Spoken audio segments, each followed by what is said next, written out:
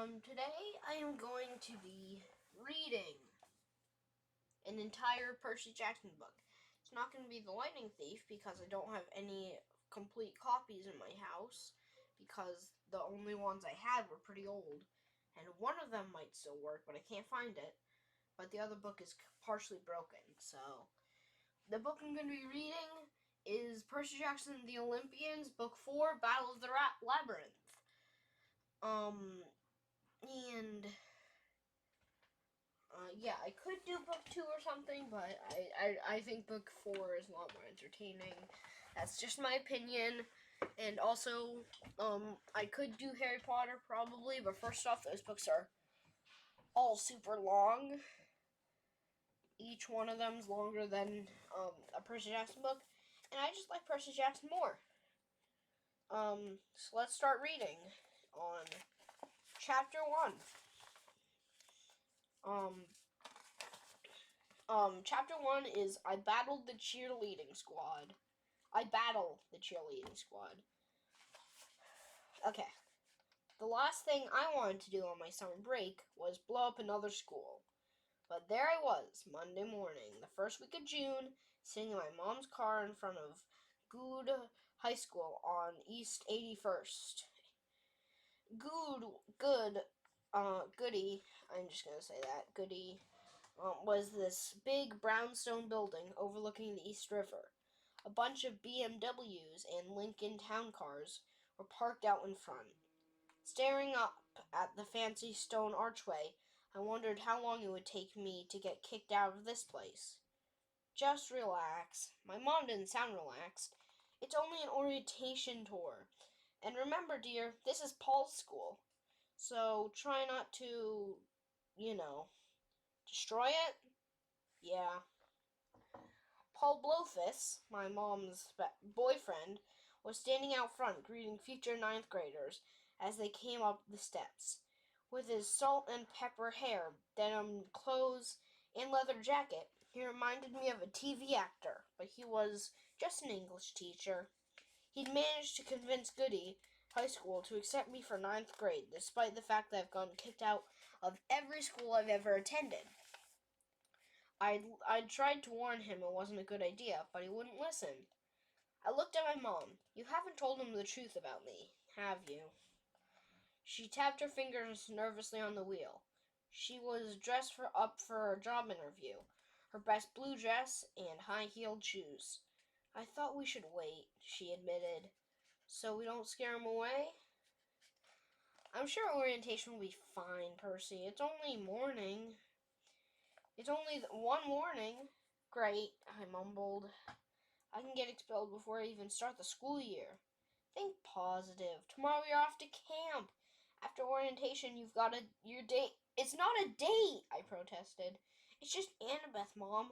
Jeez. She's coming all the way from camp to meet you. Well, yeah. You're going out to the movies. Yeah. Just the two of you. Mom! She held up her hands in surrender, but I could tell she was trying hard not to smile. You'd better get inside, dear. I'll see you tonight. I was about to get out of the car when I looked over at the steps of the school. Paul Blowfist was greeting a girl with frizzy red hair. She wore a maroon t-shirt and ratty jeans, decorated with marker drawings. When she turned, I caught a glimpse of her face, and the hairs on my arm stood straight up. Percy? My mom asked. What's wrong? Nothing, I stammered. Does the school have a side entrance? Down the block, on the right. Why? I'll see you later. My mom started to say something, but I got out of the car and ran, hoping the red-headed girl wouldn't see me. What was she doing here? Not even my luck could be this bad. Yeah, right. I was about to find out that my luck could get a whole lot worse. Sneaking into orientation didn't work out too well. Two cheerleaders in purple and white uniforms were standing at the side entrance, waiting to ambush freshmen. Hi, they smiled, which I figured was the first and last time any cheerleader would be that friendly to me. One was blonde with icy blue eyes. The other was African American with dark curly hair like Medusa's. And believe me, I know what I'm talking about. Both girls had their names stitched in cursive on their uniform, but with my dyslexia, the words looked like meaningless spaghetti. "Welcome to Goody," the blonde girl said. "You are so gonna love it." But as she looked me up and down, her expression said something more like, "Ew, who's this loser?" The other girl stepped uncomfortably close to me. I studied the stitching on her uniform and made out Kelly. She smelled like roses and something else I recognized from riding lessons at camp. The scent of freshly washed horses. It was a weird smell for a cheerleader. Maybe she owned a horse or something. Anyway, she stood so close I got the feeling she was going to try and push me down the steps. "What's your name, Fish?" "Fish?" "Freshman." Percy." The girls exchanged looks. "Oh, Percy Jackson," the blonde one said. "We've been waiting for you." That sent a major "uh-oh" chill down my back. They were blocking the entrance, smiling in a not very friendly way. My hand crept instinctively towards my pocket, where I kept my lethal ballpoint pen, riptide. Then another voice came from inside the building. "Percy?" It was Paul Blofus's, somewhere down the hallway. I had never been so glad to hear his voice. The cheerleaders backed off. I was so anxious to get past them, I accidentally kneed Kelly in the thigh. Clang. Her leg made a hollow, metallic sound, like I just hit a flagpole. "Ow," she muttered. "Watch it, Fish." I glanced down, but her leg looked like a regular old leg. I was too freaked out to ask questions. I dashed into the hall, where the cheerleaders laughing behind me. "There you are," Paul told me. "Welcome to Goody." "Hey, Paul, Mr. Blofus." I glanced back, but the weird cheerleaders had disappeared. "Percy, you look like you've seen a ghost." "Yeah, Paul clapped me on the back. "Listen, I know you're nervous, but don't worry. We get a lot of kids here with ADHD and dyslexia. The teachers know how to help." I almost wanted to laugh. If only ADHD and dyslexia were my biggest worries. I mean, I knew Paul was trying to help, but if I told him the truth about me, he'd either think I was crazy or he'd run away screaming. Those cheerleaders, for instance. I had a bad feeling about them. Then I looked down the hall and I remembered I had another problem. The red-headed girl I'd seen on the front steps was just coming in the main entrance. "Don't notice me," I prayed. She noticed me. Her eyes widened. "Where's the orientation?" I asked Paul. "The gym, that way, but..." "Bye, Percy," he called, but I was already running. I thought I'd lost her. A bunch of kids were heading for the gym, and soon I was just one of 314-year-olds, all crammed into the bleachers. A marching band played an out-of-tune fight song that sounded like somebody hitting a bag of cat with a metal baseball bat. Older kids, probably student council members, stood up front, modeling the Goody school uniform and looking all, "Hey, we're cool." Teachers milled around, smiling and shaking hands with students. The walls of the gym were plastered with big purple and white banners that said, "Welcome, future freshmen. Goody is good. We're all family." And a bunch of other happy slogans that pretty much made you want to throw up. None of the other freshmen looked thrilled to be here either. I mean, coming to orientation in June when school doesn't even start until September is not cool. But at Goody, we prepare to excel early. At least, that's what the brochure said. The marching band stopped playing. A guy in a pinstripe suit came to the microphone and started talking, but the sound echoed around the gym, so I had no idea what he was saying. He might have been gargling. Somebody grabbed my shoulder. "What are you doing here?" It was her, my red-headed nightmare. "Rachel Elizabeth Dare," I said. Her jaw dropped like she couldn't believe I had the nerve to remember her name. "And you're Percy somebody. I didn't get your full name last December when you tried to kill me." "Look, I didn't..." "What are you doing here?" "Same as you, I guess. Orientation." "You live in New York?" "What, you thought I lived at Hoover Dam?" It never occurred to me. Whatever I thought about her, and I'm not saying I thought about her, she was just like, crossed my mind from time to time. Okay? Time to time. Okay? figured she lived in the Hoover Dam area, since that's where I met her. We spent maybe 10 minutes together, during which time I'd accidentally swung a sword at her, she'd saved my life, and I'd run away chased by a band of supernatural killing machines. You know, your typical chance meeting. Some guy behind us whispered, "Hey, shut up, the cheerleaders are talking." "Hi, guys," a girl bubbled into the microphone. It was the blondie I'd seen at the entrance. "My name is Tammy, and is this is like Kelly." Kelly did a cartwheel. Next to me, Rachel yelped like someone had struck her with a pin. A few kids looked over and snickered. Rachel just stared at the cheerleaders in horror. Tammy didn't seem to notice the outburst. She started talking all about the great ways we could get involved during our freshman year. "Run," Rachel told me. "Now." "Why?" Rachel didn't explain. She pushed her way to the edge of the bleachers, ignoring the frowning teachers and grumbling kids she was stepping on. I hesitated. Tammy was explaining how we were about to break into small groups and tour the school.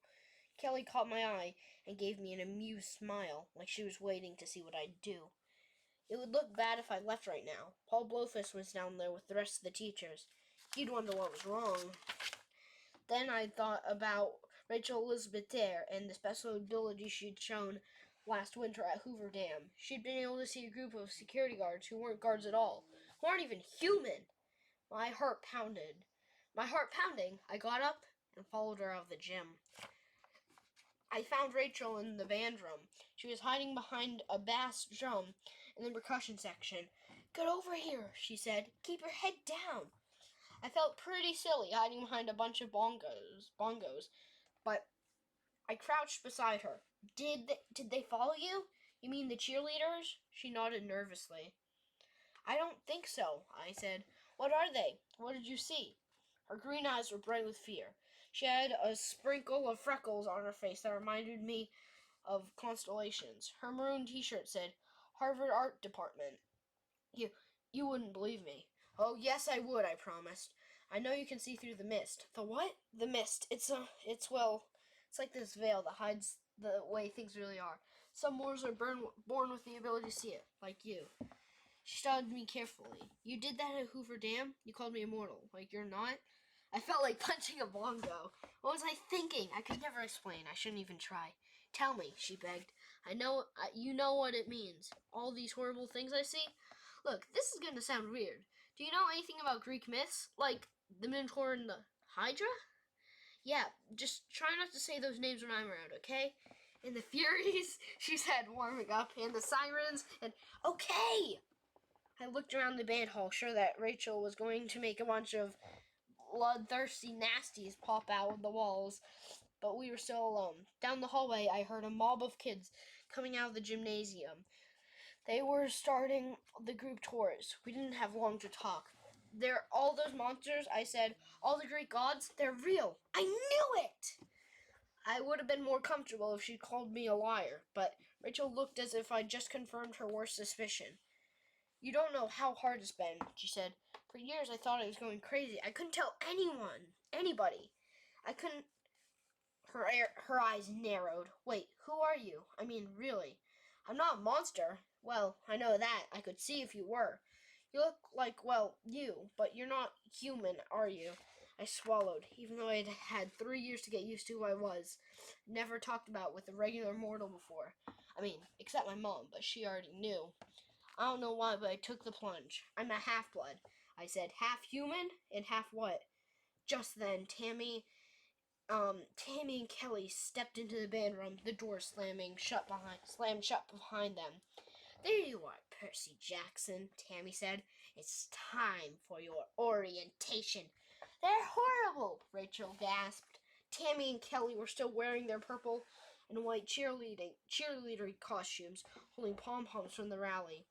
"What do they really look like?" I asked, but Rachel seemed too stunned to answer. "Oh, forget her." Tammy gave me a brilliant smile, started walking towards us. Kelly stayed by the doors, blocking our exit. They'd trapped us. I knew we'd have to fight our way out, but Tammy's smile was so dazzling it distracted me. Her blue eyes were beautiful, the way her hair swept up over her shoulders. "Percy!" Rachel warned.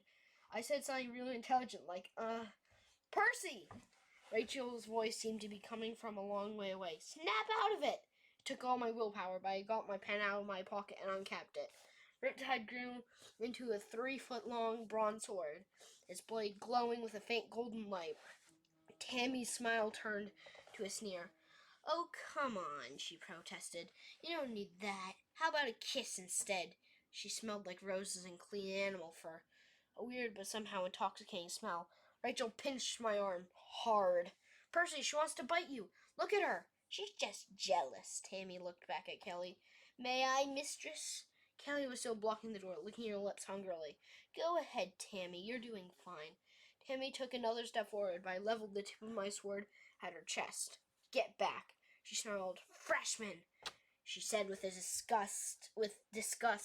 This is our school, half-blood. We feed on whom we choose. Then she began to change. The color drained out of her face and arms. Her skin turned as white as chalk, her eyes completely red. Her teeth grew into fangs. Vampire, I stammered, and I noticed her legs. Below the cheerleader shirt, her left leg was brown and shaggy like a donkey's hoof. Her right leg was shaped like a human leg, but it was made out of bronze. A vampire with... Don't mention the legs, Tammy snapped. It's rude to make fun. She advanced on her weird mismatched legs. She looked totally bizarre, especially with the pom-poms, but I couldn't laugh, not facing those red eyes and sharp fangs. A vampire, you say? Kelly laughed. That silly legend was based on us, you fool. We are, I'm definitely gonna botch this. Empousi?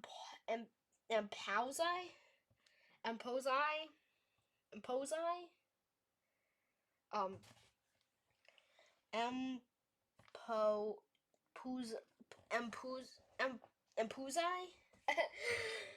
Empousi, servants of Hecate, or Hecate, I guess. Or Hecate. Yeah, Hecate, okay. We are Empousi, servants of Hecate. I'm just going to say, I don't know. Hecate. Okay. Tammy edged closer to me. Dark magic formed us from animal, bronze, and ghost. We exist to feed on the blood of young men. Now come, give me that kiss. She bared her fangs. I was so paralyzed I couldn't move. Rachel threw a snare drum at the Emporza's head. But the demon hissed and batted the drum away. It went rolling along the aisles between music stands. Its spring rattled against the drum head. Rachel threw a xylophone, but the demon just swatted that away too. I don't usually kill girls, Tammy growled. Yeah, but for you, mortal, I'll make an exception. Your eyesight is a little too good. She lunged at Rachel. No! I slashed with Riptide. Tammy tried to dodge my blade, but I sliced straight through her cheerleader uniform, and with a horrible wail, she exploded into dust all over Rachel. Rachel coughed. She looked like she just had a sack of flour dumped on her head. Gross! Monsters do that, I said. Sorry. You killed my trainee! Kelly yelled. You need a lesson in school spirit, half-blood. Then she too began to change. Her wiry hair turned to flickering flames. Her eyes turned red. She grew fangs. She loped towards us, her brass foot and hoof flopping on unevenly on the band room floor. I am a senior, Emporza, she growled. Yeah, no hero has bested me in 1,000 years. Yeah, then you're Yeah, I said, then you're overdue. Kelly was a lot faster than Tammy. She dodged my first strike and rolled into the brass section, knocking over a row of trombones with a mighty crash. Rachel scrambled out of the way. I put myself between her and the Empousa. Kelly circled us, her eyes going from me to the sword. Such a pretty little blade, she said. What a shame it stands between us. Her form shimmered, sometimes a demon, sometimes a pretty cheerleader. I tried to keep my mind focused, but it was pretty distracting. Poor dear, Kelly chuckled. You don't even know what's happening, do you? Soon your pretty little camp in flames. Soon your pretty little camp in flames. Your friends made slave to the Lord of Time, and there's nothing you can do to stop it. It would be merciful to end your life now before you have to see that. From down the hall I heard voices. A tour group was approaching. A man was saying something about locker combinations. The Impausa's eyes lit up. Excellent, we're about to have company. She picked up a tuba and threw it at me. Rachel and I ducked. The tuba sailed over our heads and crashed through the window. The voices in the hall died down. Percy, Kelly shouted, pretending to be scared. Why did you throw that? I'm just gonna see. They're only... Okay, they're only... Anyway. I was too surprised to answer. Kelly picked up a music stand and swept a row of clarinets and flutes. Chairs and musical instruments crashed to the floor. Stop it, I said. People were tromping down the hall now, coming in our direction. Time to greet our visitors. Kelly bared her flanks and ran for the doors. I charged after her with Riptide. I had to stop her from hurting immortals. Percy, don't! Rachel shouted. I hadn't realized what Kelly was up to until it was too late. Kelly flung open the doors. Paul Blofus and a bunch of freshmen stepped back in shock. I raised my sword. At the last second, the Imposa turned towards me like a cowering victim. Oh no, please, she cried. I couldn't stop my blade. It was already in motion just before the celestial bronze hit her. Kelly exploded into flames like a Molotov cocktail. Waves of fire splashed over everything. I'd never seen a monster do that before, but I didn't have time to wonder about it. I backed into the band room as flames engulfed the doorway. Percy? Paul Blofus looked completely stunned, staring at me from across the fire. What have you done? Kids screamed and ran down the hall. The fire alarms wailed. Ceiling sprinklers hissed to life. In the chaos, Rachel tugged on my sleeve. You have to get out of here. She was right. The school was in flames and I'd be held responsible. Mortals couldn't see through the mist properly. To them, it would look like I just attacked a helpless cheerleader in front of a group of witnesses. There's no way I could explain it. I turned from Paul and sprinted for the broken band room window. I burst out of the alley onto East 81 and ran straight into Annabeth. Hey, you're out early, she laughed, grabbing my shoulders to keep me from tumbling into the street. Watch where you're going, seaweed brain. For a split second, she was in a good mood and everything was fine. She was wearing jeans and an orange t-shirt and her clay bead necklace. Her blonde hair was pulled back in a ponytail. Her gray eyes sparkled. She looked like she was ready to catch a movie, have a cool afternoon, hang out together. Then Rachel Elizabeth Dare, still cowering in monster dust, came charging out of the alley. Percy, wait up! I'm sorry, I'm just cringing at how dumb. Annabeth's smile melted. She stared at Rachel, then at the school. For the first time, she seemed to notice the black smoke and ringing firearms. She frowned at me. What did you do this time? And who is this? Oh, Rachel. Oh, Rachel Annabeth. Annabeth Rachel. She's a friend, I guess. I wasn't sure what to call Rachel. I barely knew her, but after being in 2 life-or-death situations together, I couldn't just call her nobody. Hi, Rachel said, then she turned to me. You are in so much trouble, and you still owe me an explanation. Police sirens wailed on FDR Drive. Percy, Annabeth said coldly, we should go. I want to know more about half-bloods, Rachel insisted, and monsters, and the stuff about gods. She grabbed my arm, whipping out a permanent marker, and wrote a phone number on my hand. You're gonna call me and explain this, okay? You owe me that. Now get going. But I'll make up some story, Rachel said. I'll tell them it wasn't your fault. Just go. She ran back towards the school, leaving Annabeth and me on the street. Annabeth stared at me for a second, then she turned and took off. Hey, I jogged after her.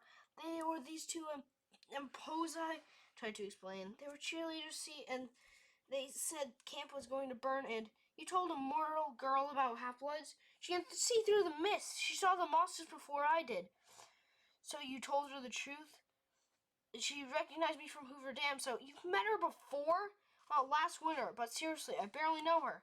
She's kind of cute. I never thought about it. Annabeth kept walking towards York Avenue. I'll deal with the school, I promised, anxious to change the subject. Honest, it'll be fine. Annabeth wouldn't even look at me. I guess our afternoon is off. We should get you out of here now that the police will be searching for you. Behind us, smoke billowed up from Goody High School. In the dark column of ashes, I thought I could almost see a face, a she-demon with red eyes, laughing at me. Your pretty little camp in flames, Kelly had said. Your friends made slaves to the Lord of Time. You're right, I told Annabeth, my heart sinking. We have to get to Camp Half-Blood. Now. Okay, so that was chapter 1, and that honestly took me a lot longer than I thought to read out loud. Honestly, I might just do one chapter at a time. I think I have, like, all of summer to practice or something. I don't know exactly when it is, but I wanted to start practicing a bit early. So I'm just gonna make a couple of videos about this, like, on how many chapters are there. I'm gonna, I gotta check, let's see. 20 chapters. So I'm pretty sure I can easily milk, I guess it's kind of like milking this. But yeah, 20 videos. I might, if a chapter is short, I might do a second. Also, I'm kind of out of breath just by reading. But, yeah, I think, oh, that was the first chapter. Also, at the end of each chapter, I'm going to do a bit of a recap of, like, what happened. So, basically, Percy is just trying to get into a new school after he's literally been kicked out of every single school he's ever been to. And then he meets somebody he met on the Hoover Dam, which in the last book, if you haven't read the other books, I'm not going to spoil it, but he just meets a girl at Hoover Dam who saves his life from skeletons.